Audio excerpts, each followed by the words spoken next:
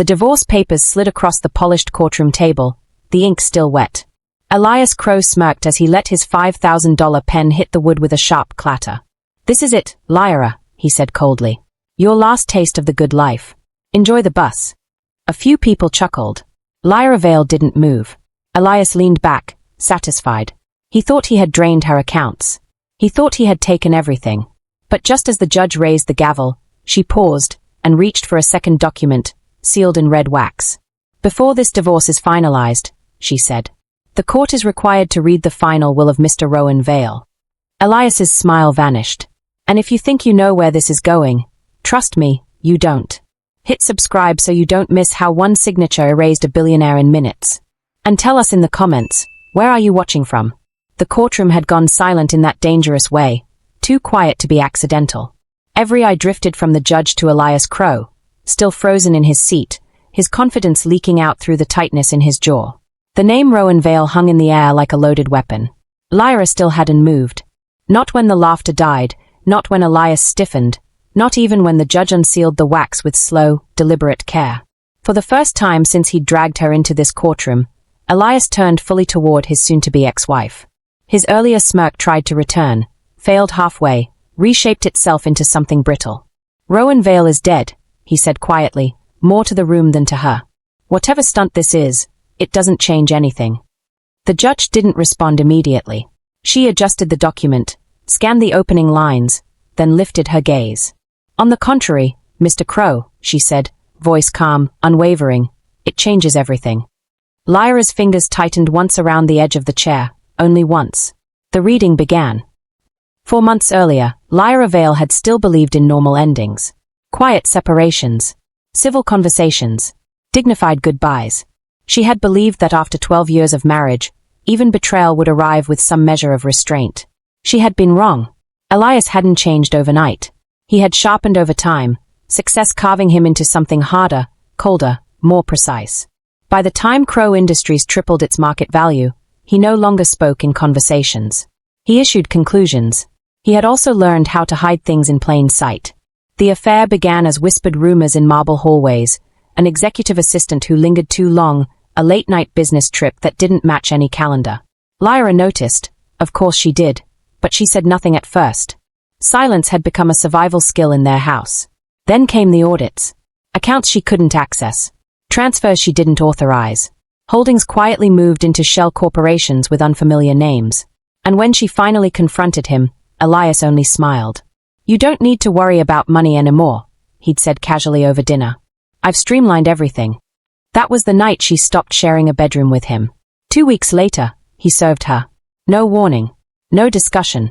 Just papers on a silver tray, delivered by his lead attorney in the same house she had decorated room by room. By the end of the first legal hearing, Elias had done what few men could. He had convinced the court that Lyra had married him with nothing, contributed nothing, and deserved nothing. And because on paper, that was exactly what his numbers showed, the court believed him. What Elias never questioned was why Lyra didn't fight back.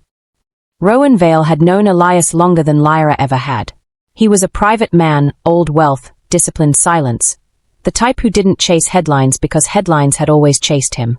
His investments sat so quietly in global markets that even seasoned analysts missed his fingerprints. To the public, he didn't exist. To Lyra, he had been everything once. She hadn't spoken his name in years. Not after the fallout. Not after the distance. Not after the quiet war that pride had started and time had failed to heal. Yet in the weeks leading up to the divorce, letters had begun arriving at her old studio residence, handwritten, untraceable, always unsigned. The first had only 3 words. "Stop underestimating silence." The second came with a burner phone. The third came with instructions. Lyra followed every step without asking why. Back in the courtroom, Elias shifted again, irritation flickering across his face as the judge continued reading. "In the event of my passing," the judge said, "all controlling interests, holding companies, offshore assets, and liquid reserves listed herein shall transfer immediately and irrevocably to Lyra Vale." A murmur rippled across the gallery. Elias let out a short laugh. "That's not legally possible. She isn't his heir." The judge didn't look at him. "She is now." The room turned. Lyra felt it, the weight of disbelief, the sudden gravity shift. But her expression didn't change. Rowan had told her this moment would feel unreal. He had been correct. The judge continued, uninterrupted. Assets include, but are not limited to. The first holding company dropped. Then the second. Then the third. Each name landed harder than the last, not because the public recognized them, but because Elias did. His breathing changed. By the time the fourth offshore trust was listed, his attorney leaned toward him, whispering urgently. Elias didn't reply. Color drained steadily from his face, the disciplined mask slipping one controlled fracture at a time. He finally stood. This is fraud, he snapped. She doesn't even know what those companies do. Lyra's chin lifted slightly. That's interesting, she said softly, for the first time that day. His head turned sharply toward her. Because I do. The judge struck the gavel once, not to silence noise, but to reset authority. Mr. Crow, she said, evenly, you will remain seated. He didn't. Security stepped forward. And for the first time in his life, Elias Crow realized the room no longer belonged to him. Outside the courthouse, reporters were just beginning to stir, unaware of the shift already tearing through the financial markets. Inside, numbers were moving faster than cameras ever could. What Elias still didn't fully understand, what he was only beginning to feel, was that the fortune he thought he'd erased from Lyra had never vanished. It had only moved. And Rowan Vale had built the longest leash possible, attaching it, quietly, to the man who never once thought to look behind him. The collapse didn't come all at once. It started with whispers, barely audible, easily dismissed. Elias's attorney, still standing beside him, checked his tablet again, then once more, his focus tightening with each movement of his thumb. Sir, he murmured, low enough for only Elias to hear. The trusts listed in the will, they are active. Trading as of 6 minutes ago. Elias didn't look at him. Of course they are. That doesn't mean anything. The attorney hesitated. They're consolidating under her name. That landed. Not loudly. Not publicly. But somewhere behind Elias's ribcage, something shifted out of position. Across the aisle, Lyra remained still, her posture composed, hands folded loosely now, as if the weight she'd been carrying for months had finally been set down. From the outside, she looked calm, almost indifferent. Inside the room, however, everything had begun to tilt toward her. The judge finished the final paragraph of the will and set the document aside. The court recognizes the immediate transfer of ownership, she said. Proceedings will now return to the divorce settlement. Elias exhaled sharply, regaining a fragment of his original edge. Fine, he said. Then let's proceed. Her inheritance doesn't change the financial damage already done. But that was when Lyra finally stood. Not abruptly. Not dramatically. Just enough to redirect gravity. I'd like to submit updated financial disclosures, she said. Her attorney, new, quiet, unassuming, stepped forward and handed the bailiff a thin folder. Thin. That alone unsettled Elias. The contents were projected onto the screen. The first figure appeared. Then the second. The courtroom leaned forward. The quiet turned dense. Elias's earlier confidence thinned visibly, stripped layer by layer as the numbers adjusted, recalculated, rebalanced in real time. Assets he had once controlled now flashing under Lyra's name, line after line snapping into place like locks resetting. This is impossible, he said. His voice no longer carried ownership. It's already done, Lyra replied. And that was the moment Elias fully understood something had been moving without him for a very long time. 3 weeks earlier, Elias had finalized the last phase of his plan. Every account Lyra could touch went dark. Every investment she once benefited from evaporated on paper.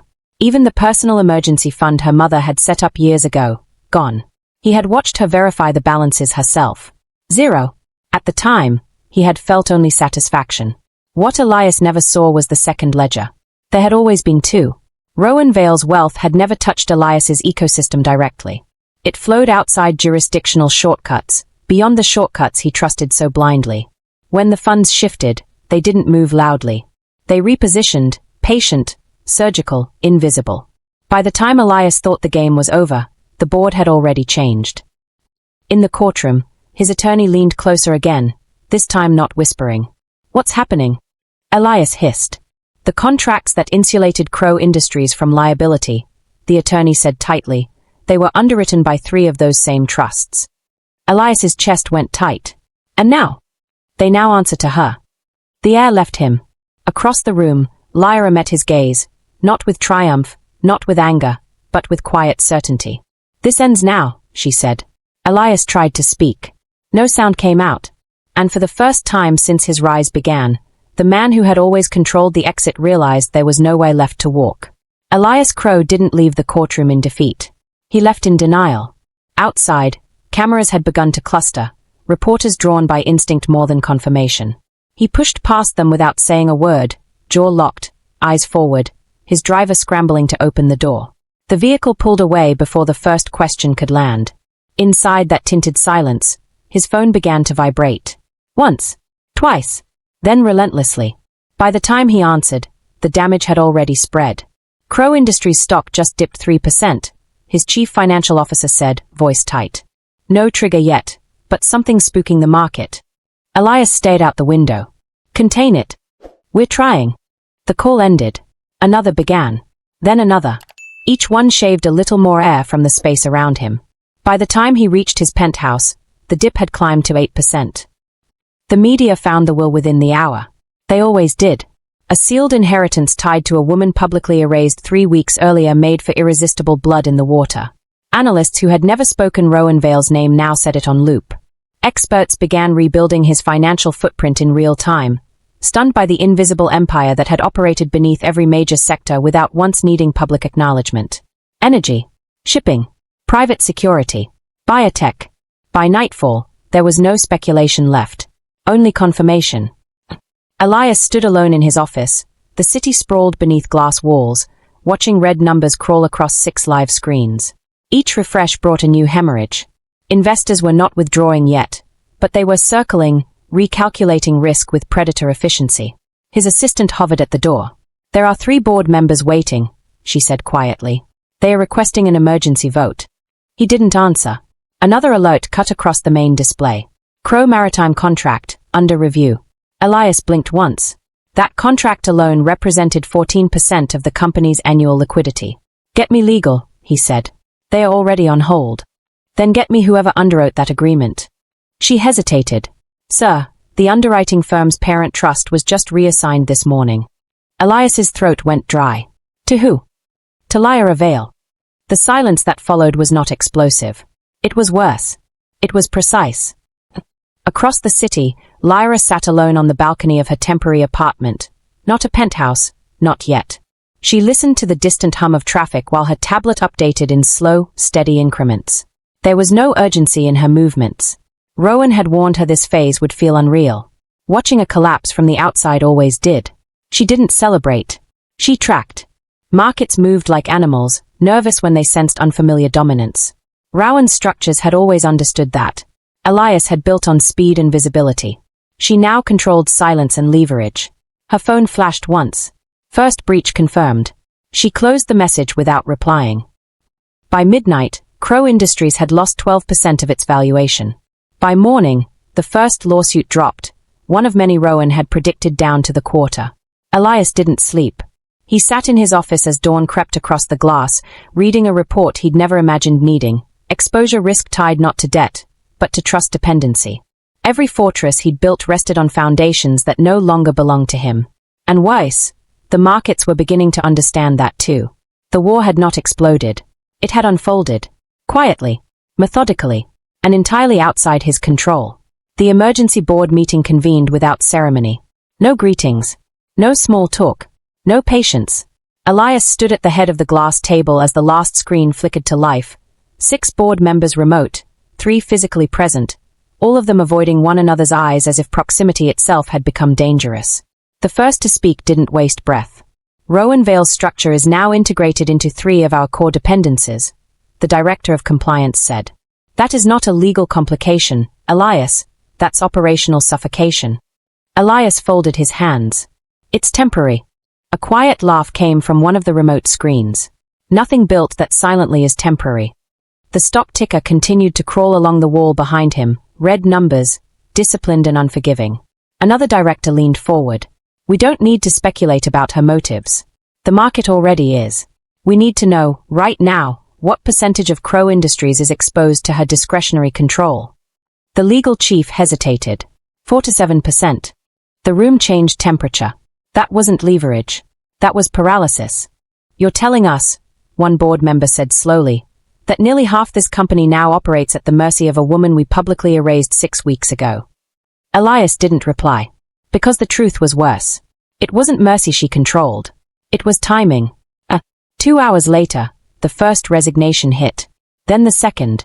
By noon, 3 executive positions opened without notice. 2 were strategic, 1 was catastrophic. Investors didn't flee. They recalculated. That was far more lethal. Elias moved through his headquarters like a ghost no one dared confront directly. Every corridor felt narrower. Every whisper traveled faster than footsteps. It was his company, and yet it no longer responded to him the same way. Lyra appeared publicly for the first time that afternoon. Not at a press event. Not at a charity gala. She stepped into an industry summit Elias had once chaired uninterrupted for 5 straight years.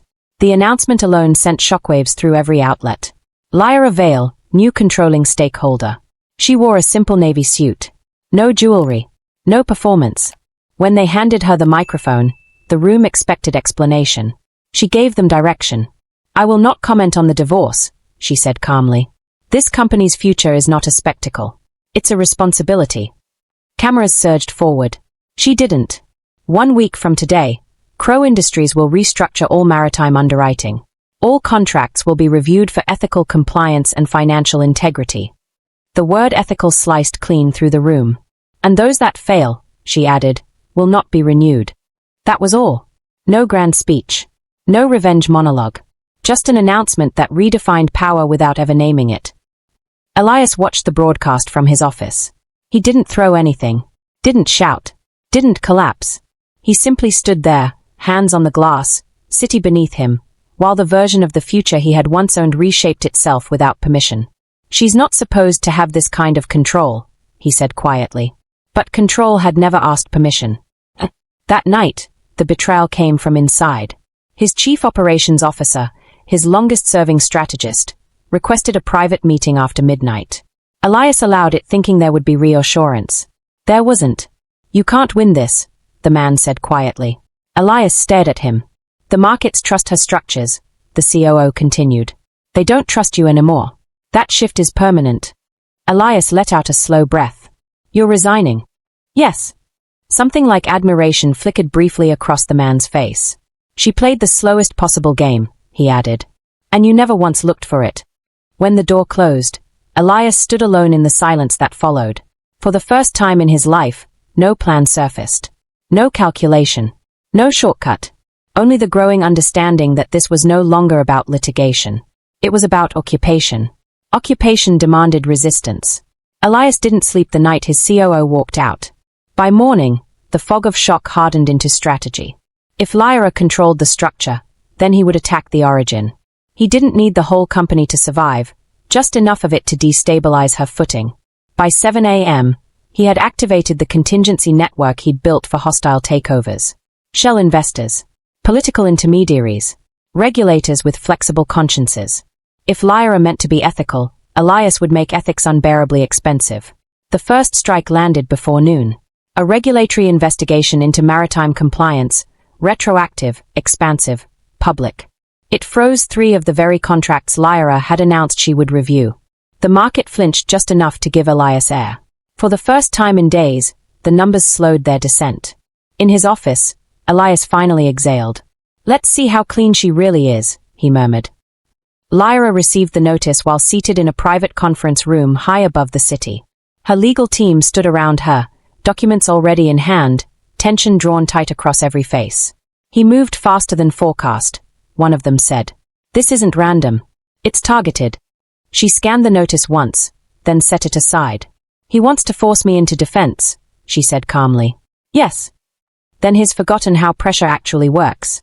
She stood, adjusting the sleeve of her jacket. Prepare the archival release. The room paused. That data hasn't been opened in over a decade, her counsel said carefully. That's why it still has teeth, Lyra replied. By evening, the story rewrote itself. A whistleblower file surfaced across multiple international outlets, anonymous, verified, meticulously documented. It traced Crow Industries' earliest expansion phase through a pattern of forced displacements near private shipping corridors that had once belonged to Rowan Vale's oldest maritime holdings. The dates aligned. The The transactions aligned. The silence around them collapsed. Elias watched the coverage from his office as names he hadn't heard in years returned like ghosts made of numbers. Settlements buried quietly. Permits rushed through without oversight. Entire ports rebuilt under emergency clauses that had never truly existed. Rowan hadn't built his empire only through patience. He had also built it through memory. The market didn't just hesitate this time. It recoiled. Phones rang across the building in cascading failure. International partners suspended operations.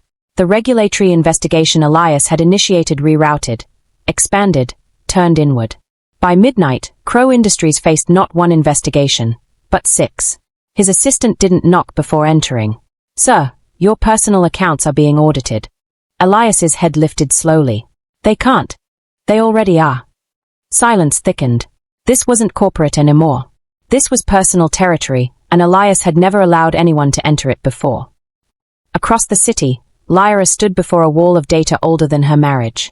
Rowan had once told her, men like Elias collapse not from attack, but from exposure. For the first time since the inheritance executed, doubt traced faintly along the edge of her resolve. Not fear, reflection. This wasn't revenge anymore. This was excavation. She placed one hand against the glass, and quietly acknowledged what it had cost to get here. The past did not stay buried long. By the next morning, Elias's name appeared not as a CEO, but as a signatory on documents tied to forced evictions, port seizures, and labor suppressions from 15 years earlier. He had been young, ambitious, invisible enough to be useful. Rowan hadn't forgotten. Neither had the people who had lost everything back then. Protests erupted first near the old shipping districts, then at Crow headquarters, then at Elias's private residential tower. He watched from above as crowds formed, uncontrolled, unplanned, very real. His phone vibrated. A single unknown number. He answered without speaking. "You taught me how to erase paper trails," Lyra's voice said calmly through the line. His breath stuttered. "I learned how to restore them." The line went dead. And for the first time, Elias understood something far more terrifying than loss. He was no longer fighting a woman he had underestimated. He was fighting the full memory of the man he had once been. The crowds didn't thin overnight. They thickened. By morning, Elias's residential tower was surrounded, banners stretched across security barriers, chants rising in uneven waves, drones circling high enough to stay legal but low enough to stay threatening. Every screen inside the building replayed the same footage on loop. Displaced families, shuttered ports, grainy signatures traced back to contracts he had signed when ambition still felt like survival. He stood in his darkened living room, watching his younger self destroy futures he hadn't even bothered to name back then. This was what Lyra had meant. Restoration. By noon, the board defected publicly. One by one, statements arrived like knife strikes, in light of recent revelations, pending full investigation, effective immediately. When the final release published, his own replacement named interim chief executive, Elias didn't react at first. He simply stared at the screen as if it was speaking a language he had never learned. Crow Industries had not collapsed. It had removed him. His phone rang again. This time, it was Marcus Hale, his oldest ally in acquisitions, the man who had buried evidence with him and shared the profit afterward. "You need to leave the country," Marcus said without greeting. "Now." "They can't touch me without proof." A pause. "They already have it." Elias closed his eyes once. "Who flipped?" Another pause, longer this time. "I did." The word struck with no sound at all. "I had a family before you paid me to forget them," Marcus continued quietly. "Your father helped Evan Rowe erase them. Rowan Vale preserved the records. Lyra gave me the rest." "You're lying," Elias said. "I'm surviving." The call ended. Elias lowered the phone slowly, like it weighed more than it should. The betrayal was complete. Not from enemies. From mirrors. Across the city, Lyra stepped into the courthouse again, but this time not as a defendant. Not as a beneficiary. As a petitioner. New charges were submitted. Expanded. Connected across jurisdictions. Every document carried timestamps that spanned decades. This wasn't a single case. It was an architecture of consequence. A reporter shouted from behind the barricade, "Is this revenge?" She paused. "No," Lyra said gently. "This is inheritance." By evening, a federal warrant was issued. Elias watched it scroll across the lower third of a news screen, as if it were fictional. He had lived so long above consequence that even now his mind resisted the concept of gravity. Then came the knock. Not explosive. Not violent. Measured. The way professionals knock. He moved slowly through his penthouse, past artwork bought to signify permanence, past glass walls that no longer reflected power but exposure. Each step forward felt like a descent. When he opened the door, they didn't touch him. They didn't need to. Elias Crow, the agent said evenly, you are being taken into custody for violations including fraud, human rights displacement, conspiracy, and obstruction of justice. For a moment, Elias almost smiled. It would have been easier if they had hated him. Across the city, Lyra watched nothing. She sat alone in Rowan's old study, the room she hadn't entered since she was 19. Dust still lined the shelves where his hand had once moved daily. The desk was untouched. On it lay only one object. A ledger. The first one. She ran her fingers along its spine, feeling the quiet weight of years that had built this moment not through violence, but through patience sharper than any weapon. Her phone vibrated. His in custody. She didn't reply. She stood, crossed the room, and closed the ledger. The war had never been about Elias. It had been about the lie that power erases record. Rowan had taught her otherwise. Night fell without ceremony, and for the first time since the divorce papers slid across that table, Elias Crow slept inside a place where silence was no longer voluntary. The man who once owned exits now waited to be processed. And somewhere beyond concrete and record numbers, the woman he thought he had erased was no longer reacting to him at all. She had moved on to the final phase. The courthouse filled before dawn. Not with spectacle, no shouting crowds, no flashing chaos, but with deliberate presence. Victims, journalists, former partners who had once benefited quietly from Crow's machinery and now needed to be seen publicly stepping away from it. Lyra arrived without announcement. No motorcade. No entourage. Just a quiet entrance through a side corridor that led directly to the waiting chamber beyond the courtroom. Her legal team stood when she entered. She motioned for them to remain seated. This ends today, she said. It wasn't a promise. It was a boundary. Elias was brought in through a different corridor. No suit this time. No tailored authority. Wrists restrained. Posture still upright, though muscle memory of command refusing to extinguish on schedule. When he entered the courtroom, the atmosphere shifted, not with fear but with gravity. Their eyes met once. Only once. Lyra saw the architecture of him clearly now, how he had always been constructed of forward motion and denial, never designed for stillness. Elias saw something far worse. He saw that she no longer needed to look at him to breathe. The charges were read without drama. Fraud. Conspiracy. Human displacement. Obstruction. Each word fell evenly, without flourish, without revenge in the voice that carried them. The evidence followed, layered, methodical, impossible to dismiss as coincidence. Rowan's records appeared again. The first ledger. Then the second. Then the archive Lyra had opened only days earlier. Patterns emerged where silence had once protected chaos. By mid-morning, the defense had stopped objecting. By noon, they were only bargaining. Elias leaned once toward his attorney. There's still room to negotiate, he whispered. The man didn't answer. Because negotiation requires leverage. And Elias no longer had any. Lyra was called to testify last. Not because her words were most dramatic. Because they were most dangerous. She walked to the stand without hesitation, without visible strength, without weakness either. Just clarity. Did you orchestrate the release of the ledger? The prosecutor asked. Yes. Why now? Because the lie was mature enough to collapse, she said. A murmur moved through the room. Did this begin as personal revenge? Lyra held the question for a moment. It began, she said, as survival. It ended as responsibility.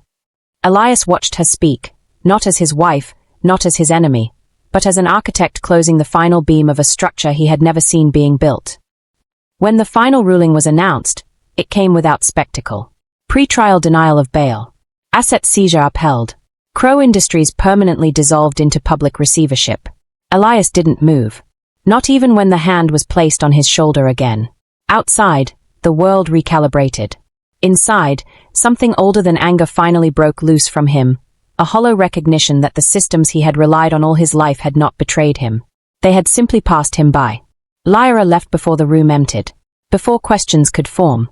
Before the story could shift into narrative. She walked alone into late afternoon light, the kind that did not care for endings or beginnings. only for what was no longer hidden. Her phone vibrated once. A message from an unknown number. Rowan would be proud. She didn't reply. Instead, she stood still for a moment, just long enough to feel the weight of everything that had been carried forward across generations, not for vengeance, not for power, but for precision. Then she turned and walked away from the courthouse without looking back. Behind her, doors closed. Inside them, a man who once ruled from glass walls sat alone with time he could not bend. The city moved on faster than anyone expected. Crow Industries dissolved into history with clinical efficiency, divided, redistributed, renamed. News cycles exhausted the scandal within days, replacing one fallen titan with another rising narrative. Markets stabilized. Protest lines thinned. The machinery of attention shifted forward as it always did. Only Elias felt time stretch. Inside concrete walls that absorbed ambition without reflecting it back, days lost their shape. Power had once made every hour distinct. Calls, signatures, leverage, pressure. Now silence pressed without pattern. Meals arrived on schedule. Lights shut off on schedule. For the first time in his life, time did not respond to him. And the person he had once erased no longer existed inside that world at all. Lyra never gave an interview. Not one. Offers arrived immediately, biographies, documentaries, political invitations phrased as civic duty. She declined them all with quiet consistency. The story no longer belonged to the public. It had finished existing for her the moment she walked out of the courthouse. Weeks later, she returned to the shoreline where Rowan had once built his first invisible holding, an unmarked stretch of industrial coast long since cleared and reborn. What once launched untraceable shipping routes now hosted research facilities and community infrastructure under new charters. She walked alone through the corridors of one such facility, her footsteps soft against polished concrete. Engineers nodded respectfully as she passed, not with awe, not with fear, just recognition of the authority she carried without display. This was Rowan's final lesson. Power that needs no sound. In the late afternoon, she entered the last private room still registered under his name. The desk remained. The ledger was no longer there. In its place lay a single envelope. Her name was written by hand. She opened it carefully. Inside was a thin sheet of paper and a small data key. The letter was brief. You finished the part one could not. Do not become what you defeated. Build what no one thinks to destroy. That was all. No praise. No apology. Just instruction. Lyra closed the envelope and sat in the quiet that followed. Not heavy, not solemn, but complete. This was the end Rowan had built toward without ever speaking it aloud. Not dominance. Not revenge. Succession without corruption. Months later, Elias stood before a mirrored slab bolted to stone. The man reflected there looked familiar only in outline. His body had not diminished. His name had. Sentencing took 3 hours. He heard the numbers without feeling them. Years. Restitution. Permanent prohibition from corporate governance. Words that meant nothing now that the core thing they applied to, control, no longer lived inside him. When it was over, he was led away without resistance. Not because he had become humble. Because he had become irrelevant. On the other side of the world, Lyra signed the final documents that severed the last legacy holdings from private anonymity. Institutions replaced shadows. Public accountability replaced discretion. The world did not celebrate her for this. It barely noticed. And that, she understood now, was the highest form of victory Rowan had designed. To change the structure without becoming the story. At dawn, Lyra stood at the edge of the water where shoreline met horizon, watching light break evenly across the surface. The phone in her hand remained silent. There was nothing left that needed to reach her. Behind her were years of silence shaped into consequence. Ahead of her was nothing that required retaliation. Only continuity. She breathed once, slow, steady, then turned away from the water and walked back into a future that belonged to no one else but her. Not as a wife. Not as an heir. Not as a symbol. But as the unseen future Rowan had always intended to outlive him.